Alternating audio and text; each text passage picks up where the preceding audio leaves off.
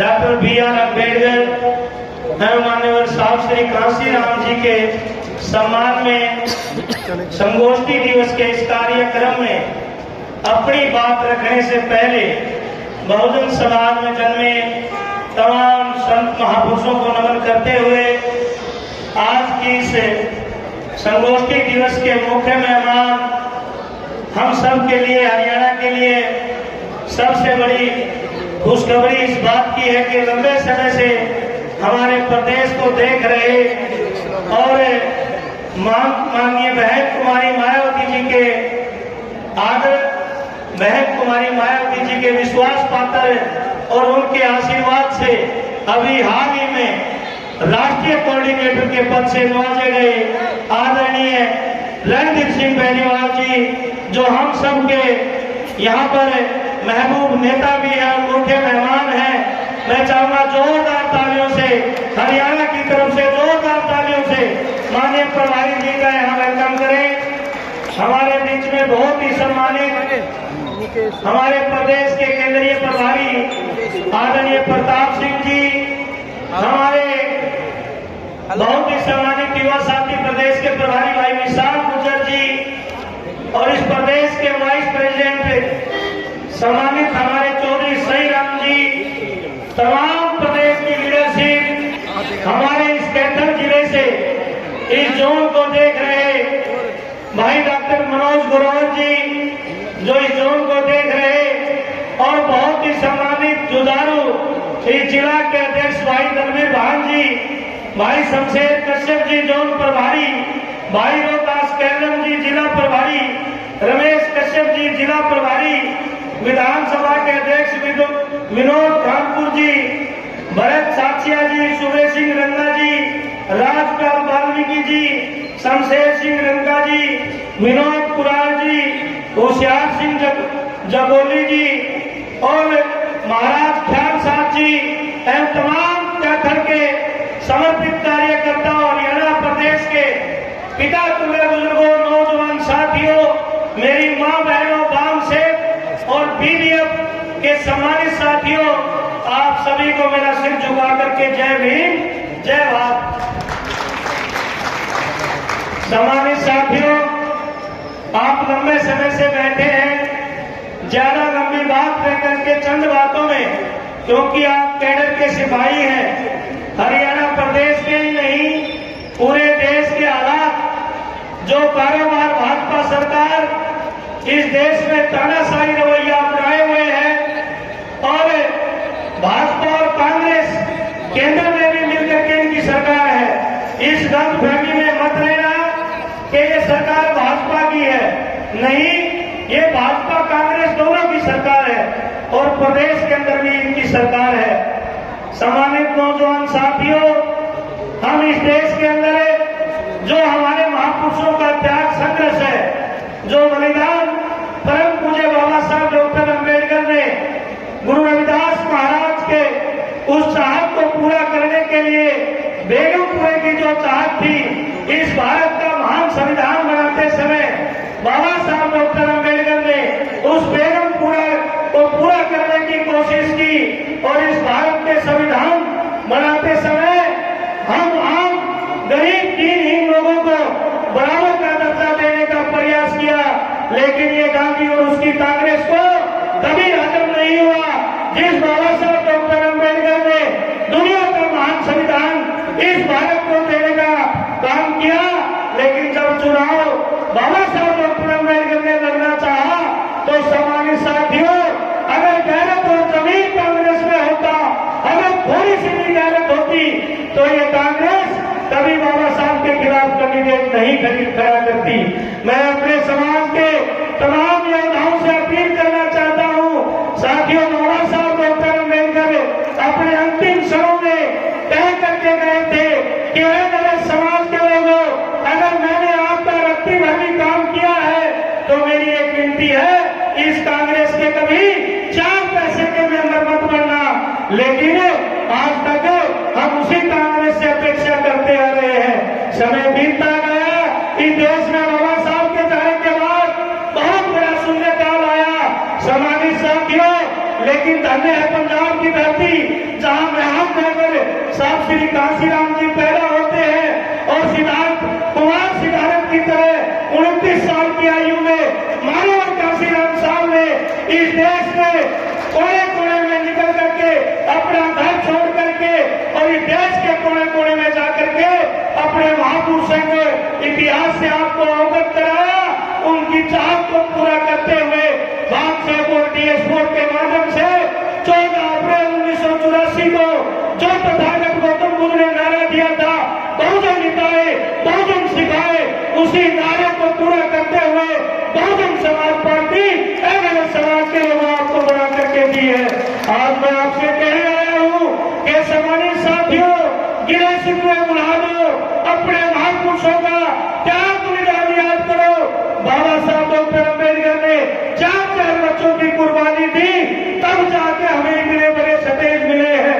महान रहबर मान्यवर कांशीराम जब इस देश में घूम रहे थे तो उनके पिता के आकस्मिक निधन हुआ और लोगों ने कहा, पंजाब के अंदर मान्यवर कांशीराम घूम रहे थे तो लोगों ने कहा कि आपके पिता की मृत्यु हुई, लेकिन उस वसिया ने न अपने बाप की चिंता की बल्कि पूरे समाज को अपना बाप और भाई परिवार समझा। आज उनकी उत्तराधिकारी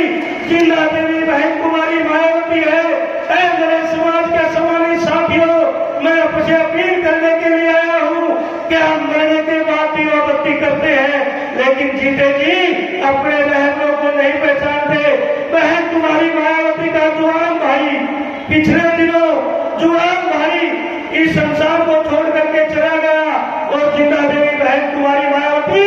लखनऊ के अंदर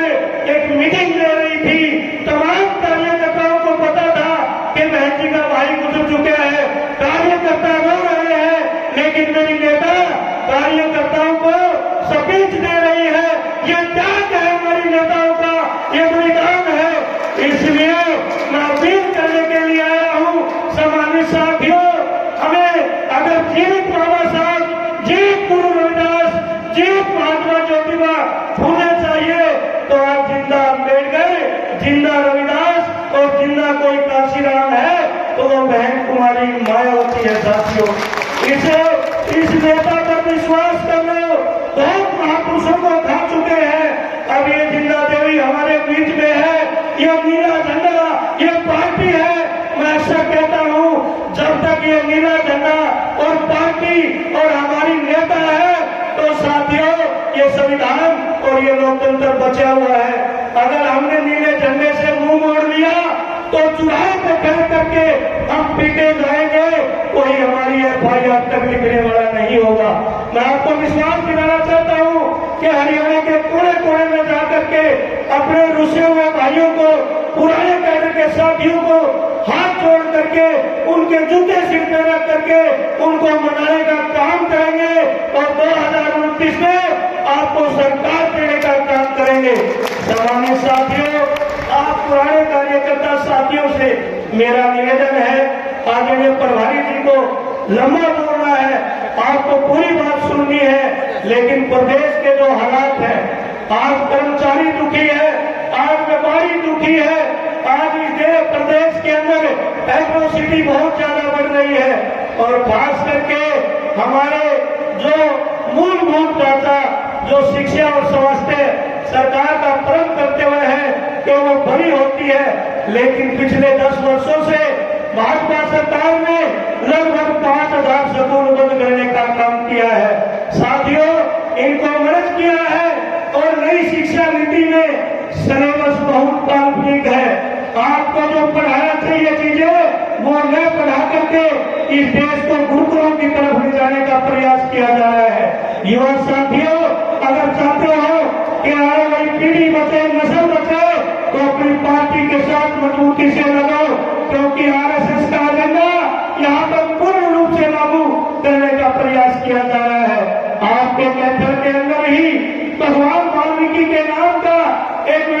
संस्कृत विश्वविद्यालय बनाया है। कहने को नाम भगवान वाल्मीकि के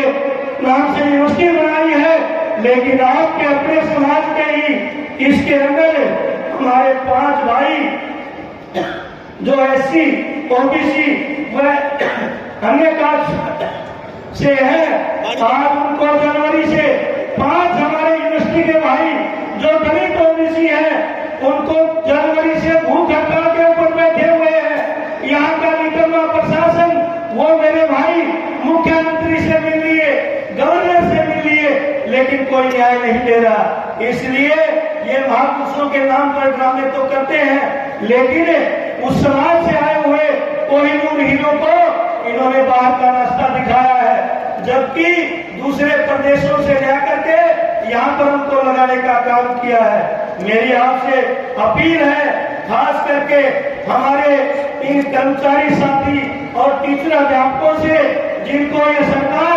आए दिन तय करेगी, कभी गीता जयंती महोत्सव में टीचरों की ड्यूटी लगाई जाती है, साथियों पढ़ा न सके, कभी उनकी समय के लिए ड्यूटी लगाई जाती है। तो आज मैं आपसे अपील करने आया हूँ अपने कर्मचारी वर्ग से भी कि आप आइए और हमारा और हमारी पार्टी का साथ दीजिए। मैं स्टेज के माध्यम से कहना चाहता हूँ, हम आपकी पुरानी पेंशन भी लागू करेंगे और बैंक लोन भरने का काम करेंगे। सम्मानित साथियों, प्रदेश के अंदर में लॉ एंड ऑर्डर नाम की कोई चीज नहीं है। अभी पिछले दिनों भिवाड़ी के निवासा के अंदर एक बहुत बड़ी निंदनीय घटना हुई, लेकिन वहां का प्रशासन सोया हुआ है और श्रद्धानीय बीजेपी के प्रदेश के मंत्री और लोकसभा सांसद वहां पर प्रशासन को कार्रवाई नहीं करने दे रहे। अभी हाल ही में नारायणगढ़ में हमारे भाई हरविलास जी जो हमारे नारायणगढ़ से प्रत्याशी थे, उस साथी के ऊपर मुख्यमंत्री का गृह क्षेत्र है। शर्म आनी चाहिए इस मुख्यमंत्री को, लज्जा आनी चाहिए इस सरकार को। उसके गृह क्षेत्र में हमारे प्रत्याशी जो मजबूत कैंडिडेट थे, दिन दहाड़े गोलियों से उसको छलनी किया गया। हमारे लोग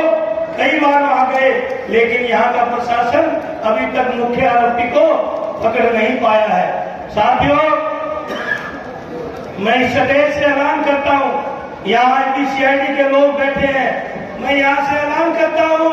या तो हरियाणा सरकार होश में आ जाए और दोषी को पकड़ने का काम करे, अदरवाइज हम जल्दी ही बड़ा फैसला लेकर के चंडीगढ़ की सड़कों पे उतरेंगे,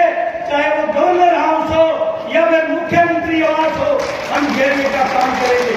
ज्यादा या विधानसभा घेरनी हो तो मेरी आप सबसे अपील है कि आप पुराने गिले शिकवे भुला करके अपनी पार्टी, अपने कैडर को मजबूत करने का काम करें, अपने संगठन के साथियों को साथ लेकर के, और जो बड़े पैमाने पे हमारा समाज, ये कांग्रेस के लोगों ने जो संविधान दिखा करके हमें ठगने का काम किया, आज वो कांग्रेस के लोग कहीं नजर नहीं आ रहे। आज विपक्ष की कोई भूमिका निभा रही है तो बहुजन समाज पार्टी निभा रही है। आप सबसे अपील है कि इस कांग्रेस के जलते हुए घर को छोड़ करके आप अपने घर में आओ। कांग्रेस कभी नहीं उठ पाएगी इस देश में, आने वाले समय में केवल बीएसपी छाएगी। जय भीम।